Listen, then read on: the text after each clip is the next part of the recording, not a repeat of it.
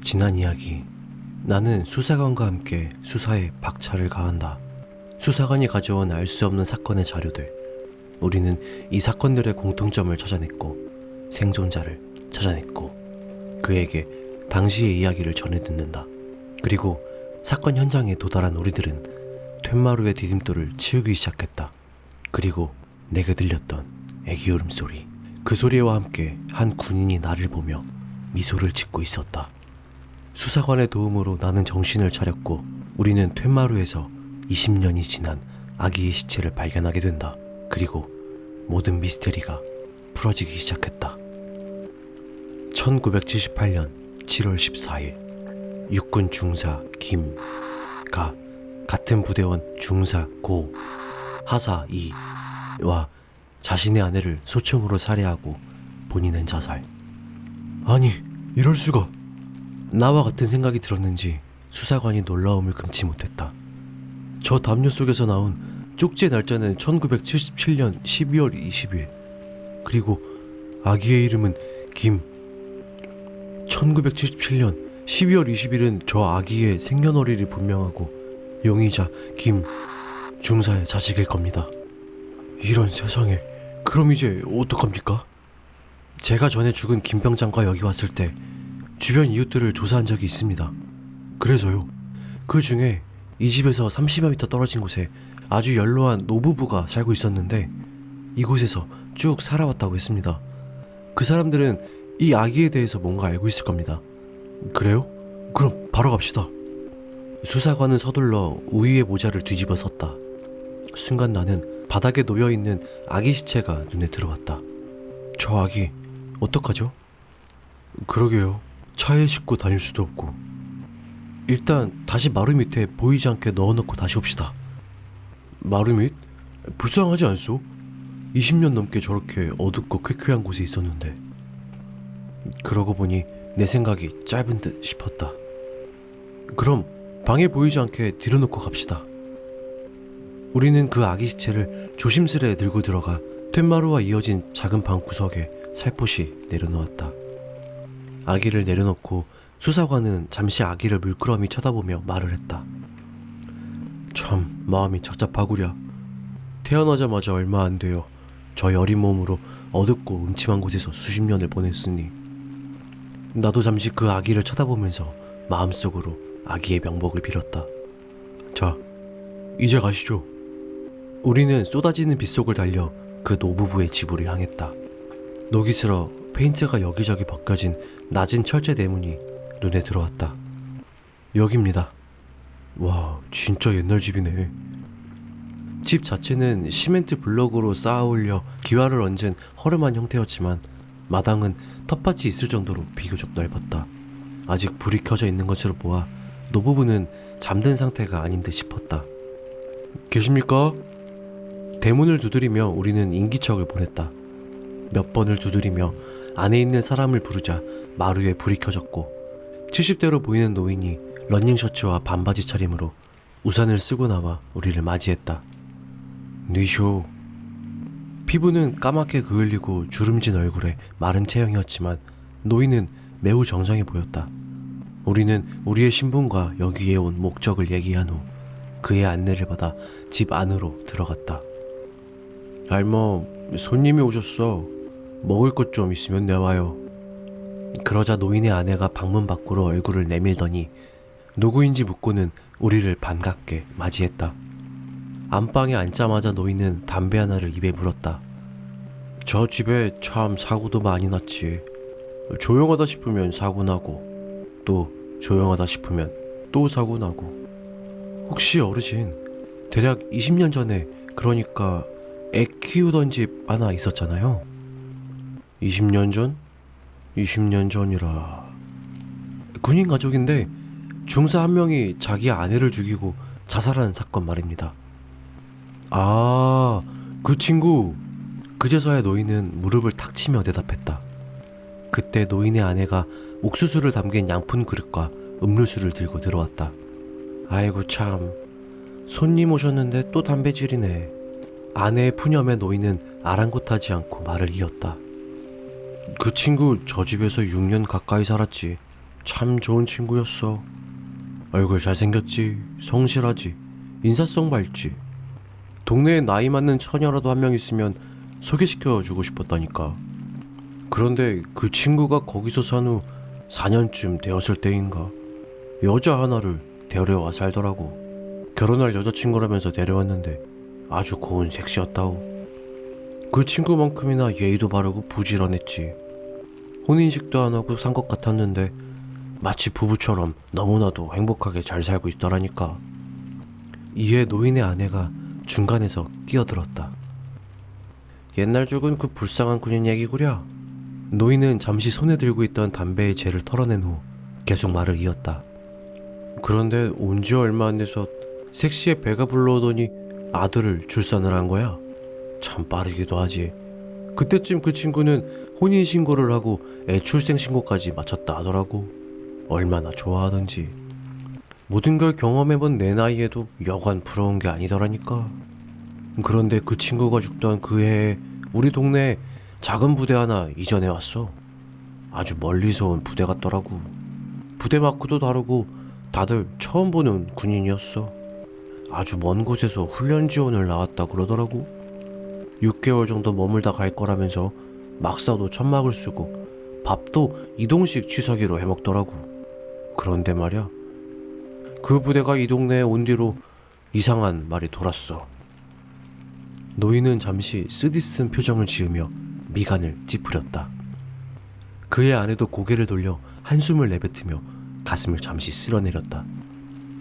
그때가 그 친구 애가 태어난 지 얼마 안 되었을 때야. 어느 순간부터 동네에 안 좋은 소문이 나돌더라고. 무슨 소문 말입니까? 아니 글쎄, 그 색시가 술집과 다방을 떠돌며 몸을 팔던 여자라는 거야.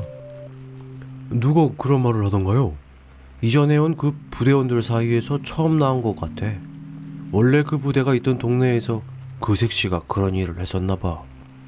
돈 좀 벌어서 거길 떠나 열심히 한번 살아보려고 하던 차에 그 중사 친구를 만난 거지. 어이구. 그런데 이게 뭔 운명의 장난이래. 색시를 알고 있던 그 동네의 부대가 이전을 해왔으니. 노인은 손에 든 담배를 재떨이에 지디겼다. 여기는 워낙 동네가 작고 군부대가 가까이 있다 보니까 군대 아니든 밖이든 어디서 무슨 일이 벌어지면 삽시간에 소문이 퍼져. 어디서 엿들었는지 모르지만 결국 그 친구 귀에도 그런 말이 들어간 것 같아. 그 뒤로 그 친구는 항상 술에 절어 다녔고 마을 어귀 길거리에서 만취 상태로 뻗어있는 경우도 몇 번 봤지. 일을 마치고 그 집 앞을 지나갈 때마다 매번 싸우는 소리가 크게 들리더라고. 그렇게 금실 좋던 부부가 저렇게 되었으니 마을 사람들도 다들 안타까워했지. 그럼 그 여자분은 어떻게 죽은 겁니까? 요 앞 읍내에 가면 작은 철물점이 있어. 농기구도 팔고 이런 곳이지. 그런데 예전엔 거기가 술집이었어. 칸막이가 쳐져 있는 요정 같은 술집이었지. 그날도 그 친구 혼자 거기서 술이 떡이 되도록 마셨나봐. 그렇게 만취한 상태에서 옆칸에서 들리는 말소리를 들었나봐. 술집 주인년과 떠들고 있는 군인이었는데 술집 주인년 얘기로는 아마 대위였다고 했지. 맞아요, 대위. 그 썩을 놈 장교나 돼가지고. 얘기를 옆귀로 듣던 노인의 아내가 분통이 터지는지 격앙된 목소리로 말을 했다. 그 연놈들 모두 취해 있었는데 그 망할 놈의 대위가 그 친구가 옆칸에 있는 것도 모르고 그 색시 건드린 얘기를 하더래. 뭐라더라? 얼굴 값에서 원래 잘 안 주는 년인데 자기가 제일 먼저 뚫었대나? 매일같이 자기 방에 찾아왔대. 그러고는 실증이 나서 차버렸는데 그 다음부터는 이놈 저놈들이 돈 줘가며 돌아가면서 한 번씩 그 여자 잡았다는 거야. 그 애도 누구 애기일지 모를 거라면서 사람으로서 입에 담지 못할 말을 계속 씹으렸나 봐. 옆칸에서 그걸 듣고 있던 그 친구의 심정이 어땠겠나. 그 얘기를 들어준 술집 주인년이 미친년이지. 지가 술에 취해 바로 옆칸에 그 친구가 있는 것을 까맣게 잊고 있었으니. 그래서 어떻게 되었습니까? 그 친구가 문을 박차고 나가자 그제서야 그 주인년이 그 친구를 알아보고 그 대위를 피신시킨 거지. 그리고 30분 정도가 지나서 만취한 그 친구가 소총을 들고 오더니 술집 문을 박차고 들어가 그 대위가 있던 칸으로 개새끼 죽여버리겠다면서 총을 난사한 거야. 노인은 잠시 말을 멈추더니 담배 하나를 꺼내 입에 물어 불을 붙였다. 길게 한 모금을 들이킨 노인이 계속 말을 이었다. 그런데 이게 뭔 귀신의 장난이란 말인가? 거기에 앉아있던 사람은 그 대위가 아닌 그 친구 부대원 2명이었어. 그 술집 여는 안쪽의 주방에서 일하다가 숨어서 지켜봤나봐. 그 친구는 이미 이성을 잃은 사람이었어. 주인년 얘기로는 사람의 모습이 아니었대. 죽은 사람들이 누구인지도 확인하지 않고 걸레 같은 년을 죽여버리겠다며 총을 들고 뛰쳐나가더래. 주인년은 직감정으로 그 걸레 같은 년이 그 친구와 아내라는 생각이 들어 바로 경찰에 신고를 한 거야. 결국 부대에 연락이 닿아서 그 친구 색시한테까지 전해졌나봐. 우리는 그날 동네 마을회관에서 모임을 마치고 돌아오는 길이었는데 거의 9시쯤 되었을 거야. 그 친구가 또 싸우는 소리가 들리더라고. 그런데 싸우는 정도가 너무 심한 거야. 뭐라더라. 네 더러운 몸에서 나온 자식 새끼 어디 있냐면서 막 때려 부수고 난리가 아니었다니까. 노인은 연속되는 담배질에 목이 타는지 앞에 있던 음료수를 한 모금 들이켰다. 우리가 들어가 보려고 했는데 마침 사이렌이 울리면서 엄청난 숫자의 경찰과 군인들이 몰려오더라고. 내가 여기 살아오면서 그렇게 떼거지로 몰려오는 건 처음 봤다니까. 그런데 그 소리에 그 친구가 마지막인 걸 직감했는지 갑자기 방 안에서 총소리가 나더라고. 그때 색시를 죽인 거지. 대문 앞에 서 있던 몇몇 사람들이 무슨 일인지 직감하고서는 사람 죽었네 소리치면서 난리가 난 거야. 그리고 조금 있다가 다시 총소리가 나더라고. 그 친구가 자살한 거야. 얘기를 듣고 있던 우리는 잠시 숙연해졌다. 아무 말 없이 몇 초가 지나자 다시 노인이 입을 열었다. 거기에 있던 마을 사람들이 다음날 경찰서에 모두 불려갔어. 그 술집 주인년도 있었지. 그년 얘기를 듣고 있으니까 분통이 터지더라니까. 우리 할멈을 비롯해 거기 있는 사람들이 그년 머리채를 잡고 패댕이를 치고 난리가 아니었지.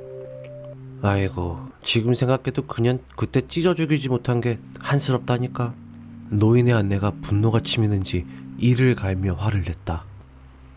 이에 노인은 다시 한번 음료수를 들이키고 말을 이었다.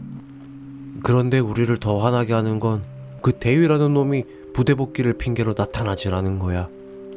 6개월 정도 머문다던 부대인데 무슨 얼어 죽을 복귀야. 한 가정을 그렇게 처참하게 박살내놓고 그냥 가버리는 그런 개쌍놈의 새끼가 어딨어. 그놈 얼굴이라도 한번 봤어야 했는데. 아직도 분이 풀리지 않은 듯 노인의 아내는 연신 이를 부득부득 갈았다. 그런데 말야, 조사 중에 미처 생각 못한 게 있더라고. 애가 안 보이더란 말이야. 경찰들 얘기로는 현장 조사 중에 애를 본 적이 없었다는군. 우리는 혹시나 다른 집에 애를 맡기지 않았나 싶어서 그 애를 찾아 돌아다녔지. 결국 못 찾았어. 거참, 연고도 모르는 낯선 색시라서 우리도 더 이상 어떻게 할 수가 없었어. 그런 업적에 있던 색시라 돌아갈 친정집이 없었는지도 모르지. 지금 생각해도 너무 가슴이 아파. 얘기를 듣고 있던 우리는 아기 얘기를 꺼낼까 말까 고민하고 있었다. 그 순간 2번째 담배를 재떨이에 지리기던 노인이 말을 이었다. 그 뒤로 저 집에서 많이들 죽었지. 자네 군수사관이라고 그랬으니 알 것 아닌가? 모든 군인들이나 그 가족들이 죽지 않았는가? 이에 수사관이 조용히 고개를 끄덕였다. 거기서 사람 죽이고 살아남은 군인들은 다 사형됐다지 아마? 그런데 그 친구들이 조사를 받으면서 공통적인 말을 하더라는군. 그 집에서 애기 울음소리가 들린다더군. 그 애기가 실종된 지 10년이 다 되어가는데 말이야. 어쩌면 그 전에 죽은 군인들도 들었을지도 모르지. 망자는 말이 없으니 알턱이 있나. 아마 그 색시 애기는 죽었을 거야. 가까이서 죽었다면 역을 떠나지 못하는 것이고, 멀리서 죽었다면 그 애기 혼령이 지어미를 찾아 여기까지 온 건지도 몰라. 그래서 그 피비린내 나는 살육이 시작되었을 수도 있지. 생각해보게나. 자기 어미를 죽인 사람이 군인이었고 결과적으로 군인들만 해를 당하지 않았나? 우리는 잠시 서로의 얼굴을 확인했다. 그리고 무건의 합의를 보고 서로 고개를 끄덕였다. 나는 조용히 입을 열었다. 저 어르신, 그 애기 저희가 찾았습니다. 내 말에 두 노인의 눈이 휘둥그레져졌다. 자네 지금 뭐라고 했나? 그 색시의 아들 저희가 찾았단 말입니다. 그래, 죽지 않고 살아있었나? 지금 어디 있나? 나는 잠시 말을 머뭇거렸다. 그리고 눈을 바닥에 깔고 조용히 입을 열었다. 그게 조금 전에 마루 밑에서 시체로 발견되었습니다. 이에 깜짝 놀란 노인의 아내가 두 손으로 방바닥을 치며 울먹였다. 아내와 달리 노인은 침착한 표정을 유지한 채 말없이 우리를 바라보았다. 노인의 아내는 탄식과 울음을 멈추지 않았다. 아내뿐만 아니라 노인의 눈시울도 촉촉히 젖어있는 듯했다. 애를 숨길 만한 시간이 없었나 보군. 세상에나 그 어린 것이 얼마를 찾았을꼬. 노인은 떨리는 손으로 컵에 들어있던 마지막 한 모금의 음료수를 들이켰다. 그리고 빤히 우리를 쳐다보며 10여 초간 말을 아끼던 노인이 조용히 입을 열었다. 그 애 어떻게 할 텐가? 저희들도 지금 어떻게 해야 할지 고민 중입니다. 저희도 오늘 밤 사건 조사를 끝내야 합니다. 그럼 빨리 그 애를 데리고 가게. 어디로 말입니까? 지 어미의 무덤으로 말일세. 그래야 이 악몽 같은 저주가 풀릴 걸세. 그 친구 시신은 부모들이 거두어갔는데 그 색시 때문에 아들이 죽었다며 색시 시신은 거두지 않고 가버렸네. 연고가 없는지라 경찰에서 그냥 화장하려고 했는데 우리 마을 사람들이 거두고 상을 대신 치러주었네. 언젠가 어미의 무덤에 장성한 아들이 찾아와 주길 바랬는데 이렇게 그때 그 어린 모습으로 싸늘한 주검이 되어져 돌아오다니. 노인은 눈물을 감추려는 듯 한 손으로 두 눈을 감쌌다. 어르신, 그 무덤이 어디입니까? 찾기는 쉬워. 약도를 그려줄 테니 거기로 가게. 노인은 작은 노트에 한 페이지를 찢어 떨리는 손으로 그곳을 그려나갔다. 노인이 그린 약도를 보자 그곳이 차로 10분도 안 걸리는 마을 외곽 가까운 곳임을 알 수 있었다. 대문까지 배웅 나온 노부부는 우리에게 한 가지 부탁을 했다. 그 애 좀 볼 수 있나? 그냥 안 보시는 게 좋을 것 같습니다. 시신 상태가 좀... 어디 상처를 입었나? 담요에 쌓여 있어서 질식사했거나 그대로 굶어 죽은 것 같습니다. 이에 노인의 아내가 다시 한번 울음을 터뜨렸다. 노인은 입을 굳게 한번 다물더니 말을 했다. 알았네. 부디 잘 묻어주게. 나중에 마을 사람들이 뒷정리는 잘 해줄 걸세. 우리는 천천히 걸음을 옮겨 사건 현장으로 향했다. 오는 내내 우리는 서로 아무 말도 주고받지 않았다. 우리는 대문 안으로 들어선 후 마당 한가운데 서서 잠시 동안 그 집을 바라보았다. 너무나 가슴 아픈 사연이 담긴 집이라는 생각에 가슴이 미어왔다. 쏟아지는 빗줄기가 마치 그 아기와 엄마의 눈물처럼 느껴졌다. 잠시 동안의 만감에 젖어 방으로 들어서려는 순간 대문 밖에서 낯선 남자의 목소리가 들려왔다. 아이, 최상사, 오랜만이야. 우리는 고개를 휙 돌려 그 낯선 목소리의 정체를 찾았다. 대문 밖에 낯선 남자, 서너 명이 서 있는 것이 보였다. 나와 수사관은 이리저리 손전등을 비추었다. 그런데 갑자기 수사관이 욕설로 대답했다. 너이씨, 네가 여기 왜 왔어? 나는 뜬금없는 상황에 수사관에게 조용히 물었다. 누굽니까? 군단 수사관 놈인데 제 동기입니다. 싸가지 없는 새끼죠. 그들은 곧 대문 안으로 들어서더니 우리 앞에 떡 멈춰섰다. 모두 4명이었다. 수사관 동기라는 사람이 한 걸음 앞으로 나왔다. 손전등에 간접적으로 비추어진 그의 얼굴 표정은 매우 차가웠다. 그리고 뒤에 있는 세 병사의 우위 아래로 그들이 들고 있는 소총의 머리가 보였다. 안녕하십니까 대위님. 저는 군단 수사관 정 상사입니다. 그는 가볍게 오른손을 눈썹 가까이 들었다 내리며 예를 표했지만 그의 말투는 매우 거만했다. 웬일이십니까? 아니, 아실만한 분이 소속 사단장의 명령도 어기고 이수지역까지 벗어나서 뭐하는 짓입니까? 누가 그러던가요? 사단 헌명대 수사과장한테 전화가 와서 말이죠. 그래서 이 비오는 야밤에 찾아다니느라 고생 좀 하고 있었습니다. 이수지역 검문소에 모두 연락해보니까 어디 멀리까지 가신 모양입니다. 행방을 알 수 없었는데 혹시나 해서 여기 왔더니 저 친구 차가 보이더군요. 몇십 분 기다렸는데 힘들었습니다. 동기의 너무나도 오만방자한 말투가 듣기 싫었는지 수사관이 격한 어투로 말을 내뱉었다. 그래서 씨발 네가 어쩔 건데? 군단 수사관은 아무렇지도 않은 듯 턱을 잠시 치켜올리며 삐죽거리는 입으로 말을 했다. 야, 다치기 싫으면 좋은 말로 할 때 호송차나 타라. 뭐 이 자식아? 수사관의 격한 언사에 군단 수사관이 가소롭다는 듯 한쪽 입술을 치켜올렸다. 미친 새끼. 사단 수사관 주제에 뭘 잘났다고 욕질이야? 조용히 타면 니네 사단장한테는 입 다물 거고 만일 껄렁대면 군단에 보고해서 그냥 옷 벗게 만들어버린다. 뭐 이 새끼야? 아이쌍, 이 자식이 말귀를 못 알아듣네. 야, 체포해. 군단 수사관의 한마디에 뒤에 서있던 소총으로 무장한 3명의 병사가 움직임을 보였다. 잠깐만요. 나는 그들을 잠시 정지시켰다. 뭐 할 말이라도 있으십니까? 여전히 그의 말투는 싸가지가 없었다. 우리에게 1시간만 여유를 주시오. 그리고 우리가 자진해서 부대로 복귀하겠소. 지금 장난하십니까? 12시가 넘어가는데 저희 보고 1시간이나 더 기다리라고요? 지금 진짜 문제는 저 친구가 아니라 대위님이십니다. 사단장명으로 헌병대에 연금당하신 분이 부대를 벗어나 이수지역까지 이탈하고서 지금 이게 할 말입니까? 급히 할 일이 있어. 1시간만 여유를 주시오. 나의 간곡한 부탁에도 그는 여전히 비아냥거리는 듯한 말투로 대응했다. 이봐요 대위님, 사단 헌명대 수사과장이 지금 사단에 보고하겠다고 난리입니다. 괜히 당신네 헌명대장이나 수사과장 곤란하게 만들지 말고 협조하십시오. 우린 뭐 시간이 남아서 이러고 있는 줄 아십니까?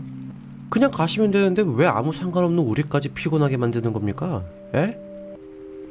그런데 나는 조금 전부터 군단 수사관 뒤에 서 있는 병사 한 명의 기이한 행동이 눈에 거슬렸다. 어둠 속에서 우위를 뒤집어 쓰고 있어서 얼굴은 보이지 않았지만 고개를 푹 숙인 채 자꾸 턱을 이리저리 좌우로 채며 뭐라고 궁시렁대는 것 같았다.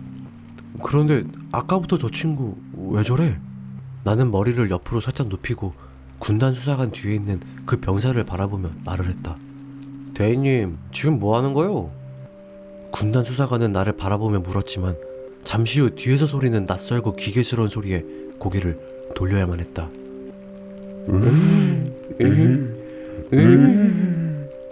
괴이한 소리에 군단 수사관이 뒤를 돌아봤다.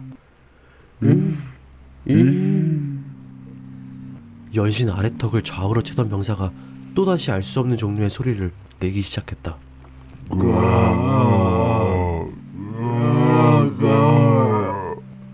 아니 이 새끼 왜 이래?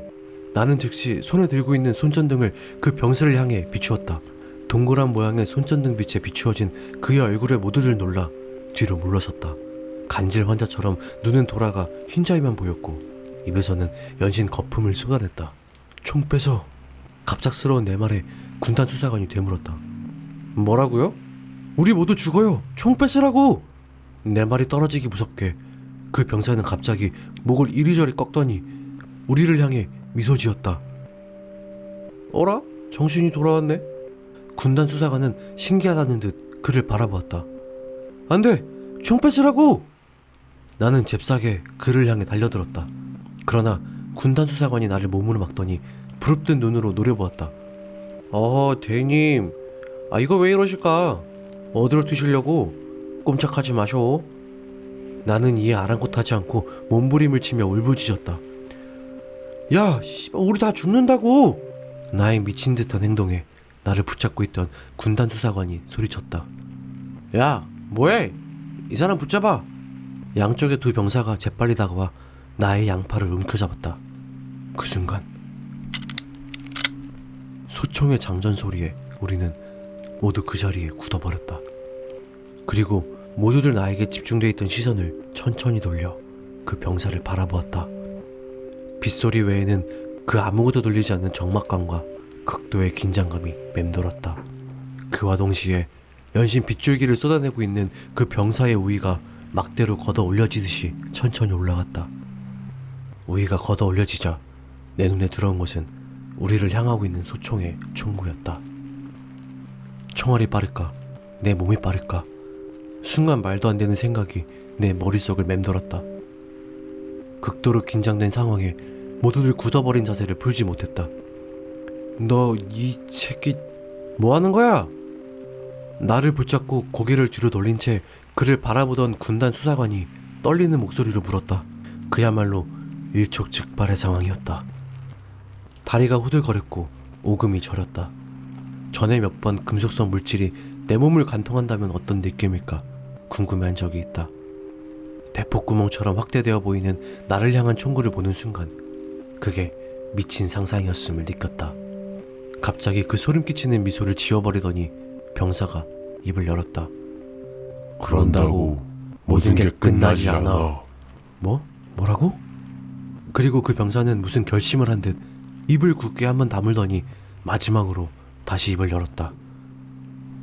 군바리 새끼들 다 죽여버리겠어. 안 돼! 두 발의 총상과 함께 그 병사를 바라보고 있던 세 사람이 뒤엉켰다. 무슨 상황이 벌어졌는지 모를 정도로 어둠과 폭우와 소름 끼치는 공포 속에 우리는 서로 뒤엉켜 있었다. 그 병사가 흥건한 흙바닥에 넘어진 것을 확인한 군단 수사관이 그에게 달려들어 총을 뺏고 무자비한 주먹질을 얼굴에 퍼부었다. 몇 차례 주먹을 허용한 후 그 병사가 실신한 듯 꼼짝도 하지 않았다. 그 병사의 움직임이 없자 군단 수사관은 헉헉대면서 오른손 주먹을 높게 쳐들고 그를 노려보았다. 넘어진 자세로 그 병사의 다리를 잡고 있던 나도 그를 바라보았다. 그 순간 내 앞에 넘어져 있던 수사관이 숨 넘어가는 소리를 내며 껄떡대고 있었다. 그제서야 나는 무슨 상황이 벌어졌는지 알 수 있었다. 그가 미친 병사를 향해 수사관이 소리치며 달려든 것이다. 손전등을 비추자 그의 주변으로 원형의 피바다가 만들어지고 있었다. 수사관님! 야! 최상사! 군단 수사관과 나는 그를 향해 달려들었다. 우위를 벗겨내자 그의 왼쪽 복부 아래에서 피가 토하듯이 뿜어져 나왔다. 발사된 총탄 두 발 중에 한 발을 맞은 것이다. 뭐해 이 새끼들아! 의무대 연락해! 군단 수사관의 외침에 무슨 회귀한 상황이 벌어진 건지 감도 못 잡고 안절부절하던 남은 두 병사가 대문 밖으로 뛰었다. 야! 최상사! 정신 차려! 지혈시켜야 돼요! 이 말과 함께 나는 우위를 벗어제끼고 이빨로 갈기갈기 찢기 시작했다. 품속에 감추어져 있던 사건 서류가 바닥에 떨어져 물속에 잠겨 젖어가고 있었다. 서류는 흙탕물 속에 파묻혀 훼손되어 가고 있었지만 지금은 그걸 신경 쓸 때가 아니었다. 그 순간 부릅뜬 눈을 유지한 채 숨을 껄떡이던 수사관이 천천히 오른팔을 움직여 뭔가를 들어올렸다. 소나타 차량 열쇠였다. 시선은 나를 향하고 있지 않았지만 그가 무슨 말을 하고 싶어 하는지 나는 금방 알 수 있었다. 나는 그의 손과 열쇠를 동시에 움켜쥐고 조용히 열쇠를 뺏어들었다. 죽지 마요. 꼭 다시 만납시다. 이에 옆에 있던 군단 수사관이 부릅뜬 눈으로 노려보며 나에게 물었다. 지금 뭐 하는 거요? 이에 나는 경멸하는 듯한 눈으로 그를 노려보며 대답했다. 죽고 싶지 않으면 닥치고 있어요. 나는 천천히 일어서 아기 시체가 있는 작은 방으로 뛰었다. 나의 무서운 기세에 주눅이 들었는지 군단 수사관이 더 이상 나를 제지하지 못했다. 작은 방 구석에 놓인 아기 시체를 싸고 있는 담요가 눈에 들어왔다. 나는 잠시 소름이 끼치는 전율을 느꼈지만 시간이 없었다. 나는 그 시체가 담긴 담요를 들고 빗속을 뛰었다. 그리고 노인이 그려준 약도를 따라 나는 차를 몰고 미친듯이 달렸다. 자칫하면 내가 먼저 저 세상 사람이 될 것 같은 불길한 생각이 들었다. 10분여를 미친듯이 달려 나는 아기 엄마의 무덤으로 올라가는 야산 입구에 도착했다. 간혹 내려치는 번갯불에 조명탄이 터진 듯 야산 전체가 환하게 밝혀졌다. 우의도 없는 상태로 나는 아기를 품에 안고 야전삽 하나를 든 채 산으로 올라가기 시작했다. 입구까지 오기에는 수월했지만 산속 100여 미터를 올라가는 길은 만만치가 않았다.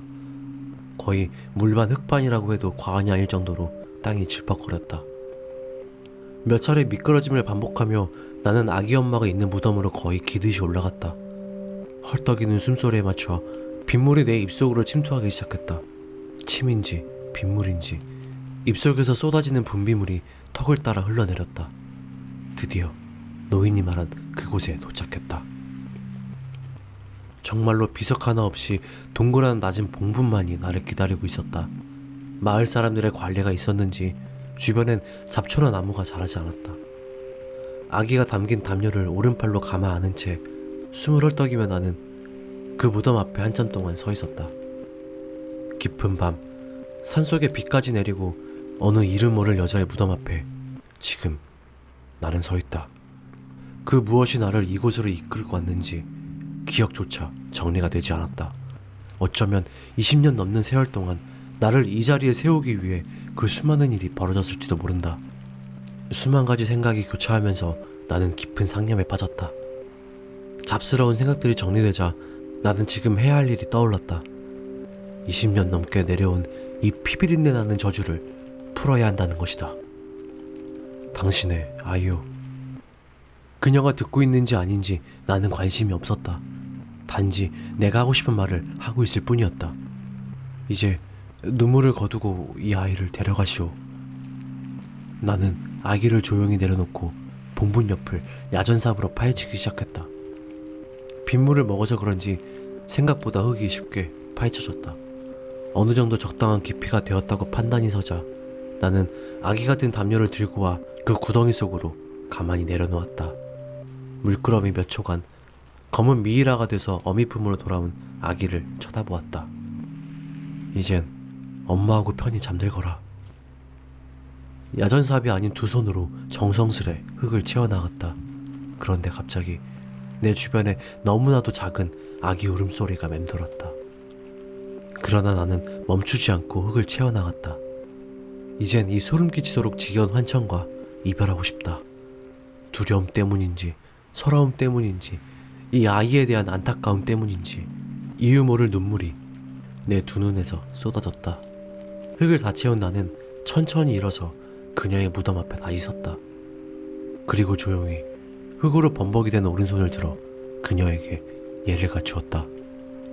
마음이 정리되었기 때문인가? 아니면 아기 엄마의 배려인가? 이제 아기 울음소리가 들리지 않는다. 나는 다시 야전삽과 손전등을 들고 산을 내려갔다. 미끄러운 산을 내려오는 것은 올라가기보다 더 힘들었다. 수없이 넘어짐을 반복한 후 나는 산을 내려왔다. 온몸에 흙탕물을 뒤집어 쓴 채 차를 다시 사건 현장으로 몰았다. 멀리서 의무대 응급차량이 떠나는 것이 보였다. 그 집 대문 앞에 도착하자 군단 수사관과 남은 병사 2명이 나를 기다리고 있었다. 우리는 서로 아무 말 없이 몇 초간 서로를 바라보았다. 최상사, 어떻게 되었소? 나는 마지막 퀴즈 문제의 정답을 기다리는 심정이었다. 괜찮소. 그제서야 내 온몸의 긴장감이 스르르 풀리면서 너무나도 무거운 피로감이 몰려왔다. 나는 그 자리에 털썩 무릎을 꿇고 주저앉고 말았다. 일어서시오. 이제 갑시다. 군단 수사관이 다가와 손을 내밀었다. 나는 그를 잠시 올려다보며 허탈한 웃음을 지었다. 이제 난 어떻게 되는 겁니까? 군 수사관이 총에 맞았소. 큰 바람이 불 거요. 그런데 아까 대인님이 들고 뛴 것이 뭐요? 20여 년 전에 이곳에서 죽은 아기라고. 아기? 사단 헌명대로 돌아온 나는 피의자처럼 유치장에 감금당하였다. 나를 감시하던 병장을 달고 있는 헌병이 괜찮냐고 안부를 물었다. 밤새 끙끙 앓는 소리를 내며 잠들었다고 한다. 아침 식사를 조용히 내밀며 헌병이 말을 걸었다. 조금 있다가 사단본부에 들러야 하십니다. 그래? 식사를 마치시고 정복으로 갈아입으시기 바랍니다. 사단장님이 그러래? 군 검찰에서 대위님을 소환하라는 명령이 떨어졌습니다. 사단장님 면담이 끝난 후 바로 가실 것 같습니다. 그래서 밤 동안 대리님 정복을 세탁하고 다림질 해놨습니다. 사단 본부를 향하는 차량 안에서 나는 사단장 앞에서 무슨 말을 해야 할지 정리하고 있었다. 그러나 어디서부터 무엇을 말해야 할지 순서가 정해지지 않았다. 사단장실에 들어섰을 때 이미 몇 개의 담배를 피워댔는지 실내가 연기로 자욱했다. 나의 경례에도 사단장은 아무런 반응을 하지 않고 자리에 앉아 연신 담배만 피워댔다. 그런데 평소와 다른 점이 눈에 하나 들어왔다. 어느 기관에서 호출 명령을 받았는지 사단장이 전투복이 아닌 정복을 입고 있다는 것이다. 왜 명령을 어겼나? 사단장은 나를 쳐다보지도 않고 입을 열었다. 그럴 만큼 그 사건이 가치가 있었나? 이젠 나조차 감당할 수 없을 만큼 사건이 커져버린 것 같아. 군인에 의해 민간인이 죽고 어제는 군수사관이 총에 맞고 면목 없습니다. 같은 집에서 20여 년 동안 10명이 넘는 사람이 죽었어. 옛날 같으면 감추고도 남았을 일인데 세상이 변했다네. 더 이상 감출 것이 없어. 군 의문사 진상규명위원회에서 최중사 사건을 전면 재조사하겠다더군. 그러면 20년 동안 일어난 일련의 사건들이 모두 다 밝혀질 거야. 옛날에는 상상도 할 수 없었던 일인데 말이야. 이번 두 사건이 그의 진급에 막대한 영향을 미쳐서일까? 사단장의 미세한 손떨림이 눈에 들어왔다. 그렇다고 명색이 사단장이라는 사람이 그런 일로 손을 떨 정도인가? 사단장이 이렇게 형편없는 새가슴을 한 장성이었단 말인가? 사단장은 자신의 진급 외에는 그 무엇도 관심조차 베풀 자비도 없는 사람인가? 그리고 수사관이 비밀스럽게 조사한 자료의 내용을 어떻게 알고 있는 걸까? 어젯밤 그 서류는 흙탕물 속에 잠겨 엄청난 빗줄기 때문에 물에 풀어지듯 사라졌을 텐데. 나의 이런 의문에 사단장은 답이 될 만한 질문을 던졌다. 그 아기는 잘 묻었나? 네? 군단 수사관이 그러더군. 아기를 하나 묻고 오더라고. 그런데 사건 서류의 내용은 어떻게 하신 겁니까? 그제서야 사단장이 고개를 돌려 나를 바라보며 미소를 지었다. 그 순간 소름 끼치는 생각이 내 내리를 스쳤다. 혹시 20년 전 그 대위? 사단장은 음흉스러운 미소를 풀지 않았다. 미소만 지어도 알아차리다니 대단하구만. 그래, 아기를 찾아내 어미 무덤까지 가서 묻어주었겠지? 그 정도면 모든 걸 알았을 거라 생각했네. 열중시어 자세로 서 있는 내 허리 뒤에 두 손이 안절부절하지 못했다. 그래서 저에게 따로 사건 조사를 맡기셨던 거군요. 관할 경찰서나 홍평대에서 어떤 조사가 이루어졌는지 알고 싶으셨던 겁니다. 그래, 그동안 20여 년 동안 벌어진 사건들을 대략적으로나마 듣고 있었지. 젊은 날에 한때 불정난으로 인해 지금 이때까지 나는 무거운 죄책감에 시달려왔네. 다시는 이곳으로 오지 않을 것 같았는데 운명의 장난처럼 이곳에 사단장으로 부임해 올 줄이야. 어떻게 알았겠나. 내가 여기 있는 동안만큼은 아무 일도 벌어지지 않길 바랬는데 결국 최중사 사건이 터졌으니 어떤 조사가 이루어지고 있는지 솔직히 두려웠지. 그렇다고 헌병대의 세세한 상황까지 캐묻고 다니는 건 무리였어. 국방장관에까지 보고된 사건에 내가 자꾸 관여하는 모습이 좋아 보이지 않았거든. 사건을 은폐 조작하려 든다는 느낌을 주지 않겠나? 그래서 자네를 내 대리로 이용한 걸세. 그런데 헌병대 조사가 끝났는데도 자네가 더 사건을 파헤치려고 하는 거야. 그냥 둘 수가 없었어. 조금만 있으면 진급 시즌이 다가오고 나는 이번 진급이 결정되면 여기를 떠날 상황이었지. 그런데 지금은 진급은커녕 현재 보직도 유지할 수 있을지 걱정이야. 새벽에 사건 보고를 받고 그 현장에 직접 갔었지. 난 20여 년 만에 돌아와 나의 경솔한 언행 때문에 일어난 그 참혹한 사건의 현장에 서 있던 내 심정이 어떠했겠나. 늦었지만 그들에게 마음속으로 조용히 사죄를 했지. 사단장은 들고 있던 담배를 잿더리에 디디겼다. 나는 왠지 모를 분노감이 치밀었다. 정말로 죄책감이 드십니까? 진심으로 사죄를 하셨습니까? 사단장은 대답을 거부한 채 조용히 자리에서 일어나 정복 모자를 갖춰 쓰고 뚜벅뚜벅 문 쪽으로 걸음을 향했다. 그리고 문고리를 잡고 열려는 순간 그 자리에 멈춰서 뒤돌아보며 나에게 물었다. 아참, 군검찰로 소환되면 어디까지 얘기할 텐가? 내 얘기를 할 텐가? 내 얘기를 하든 안 하든 사건 조사에는 큰 영향이 없을 텐데. 단지 나에게 도덕적인 책임만 물을 거야. 내가 총질을 한 건 아니거든. 이런 무책임한 말이 어디 있단 말인가? 터질 듯한 분노와 증오가 밀려왔다.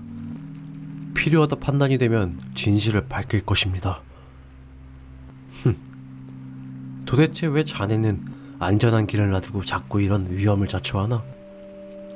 나는 열중시어 자세를 풀지 않은 채 등 뒤에서 들리는 사단장의 말에 대답을 했다. 사관생도 hun해보면 귀관이 정의를 행함에 있어 닥쳐오는 고난을 감내할 수 있는가? 라는 귀절이 있습니다. 저는 그것을 따를 뿐입니다. 그렇군. 한번 가소로운 듯한 웃음소리를 내더니 사단장은 말을 이었다. 그런다고 모든 게 끝나진 않아. 의미심장한 말을 남긴 채 사단장은 조용히 문을 열고 빠져나갔다. 사단장실에 빠져나왔을 때 밖에서 나를 기다리는 헌병대 호송 차량이 눈에 들어왔다. 운전병으로 보이는 친구가 차량 옆에 서서 말없이 나를 기다리고 있었다. 모든 게 어젯밤 일로 끝난 것 같았는데 이 편치 않은 마음은 무엇이란 말인가. 순간 내 주머니 속의 휴대폰이 진동을 알렸다. 네? 대위님, 최상사입니다. 수사관님! 기쁨의 한바구음을 지었다. 괜찮으십니까, 수사관님? 살아있으니까 전화질하는 거 아뇨. 수사관님, 미안합니다. 괜히 저 때문에. 그런 말 마쇼. 내가 좋아서 한 일인데 후회는 없소. 그런데 웬 전화십니까? 그냥 그 얘기 잘 묻어줬나 궁금해서 말이죠. 네, 잘 묻어주고 왔습니다. 이제 모든 게 끝난 건가요? 그게 말입니다. 나는 찝찝한 심정을 감출 수가 없었다. 왜요? 뭐 걸리는 거라도 있어요? 정말로 아기 영혼이 우리를 다치게 한 걸까요? 그게 무슨 말이오? 아기가 아니라 그의 아빠의 영혼이 우리를 괴롭혔다면 어떻게 되는 겁니까? 그 애는 단지 이런 살육을 막기 위해 울음소리로 우리에게 알린 거라면? 설마요. 예전에 죽은 소대장이 밤마다 가위에 눌렸을 때 피범벅이 된 무장한 군인이 나타났다고 그러지 않았나요? 어젯밤 아기를 드러내는 작업을 할 때 제가 목격한 것도 얼굴이 온통 피로 덮여있는 낯선 남자였습니다. 귀신 씨인 병사가 한 말 기억나요? 군바리 새끼들 다 죽여버리겠다고 하지 않았나요? 아기가 어떻게 군말이라는 말을 알죠? 대위님, 불현듯 내 머릿속을 스치는 불길한 기운이 느껴졌다. 나는 잠시 멍하니 생각을 정리하고 있었다. 대위님, 듣고 계시나요? 나의 대답이 없자 수사관이 아픈 몸으로 힘겹게 불러댔다. 대위님, 듣고 있어요? 나는 온몸이 오그라드는 소름 끼치는 전율을 느끼며 입을 열었다. 어제 그 병사가 마지막으로 한 말이 뭐였죠? 예? 어제 총을 쓴 그 병사가 마지막으로 한 말, 군바리 새끼들 다 죽여버린다고 그랬잖아요. 그거 말고 바로 전에 말, 뭐더라? 아, 그런다고 모든 게 끝나지 않는댔나? 동시에 나는 조금 전 사단장이 마지막으로 한 말을 조용히 읊조렸다. 그런다고 모든 게 끝나지 않아. 나는 그 자리에 휴대폰을 떨구고 말았다. 사단본부 주변으로 보이는 드넓은 산악지형이 무섭게 느껴졌다. 그리고 헤어날 수 없는 깊고 어두운 숲속에 나 홀로 남겨진 듯한 두려움과 공포감이 거대한 파도처럼 밀려왔다.